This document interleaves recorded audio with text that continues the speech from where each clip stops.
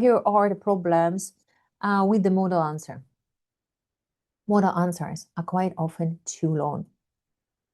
Okay, too long. What's the problem? Look, when you write too much, you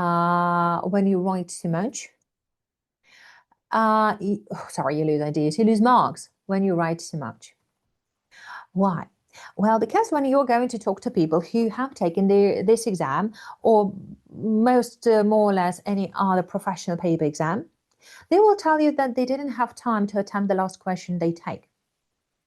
What does it mean?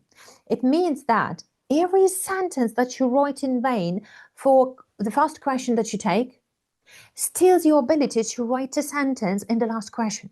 So if you are going to write questions of that very volume for your question 1, for your question 2, there won't be time for question 3. It's impossible to even retype these very questions within the time allowed. Another problem is that it's hard to say what scores marks and how to get to the model answer, to the answer from the scenario. And that is the problem. So your model answers, well, you read them as fairy tales. You read them as expandable study text. Now,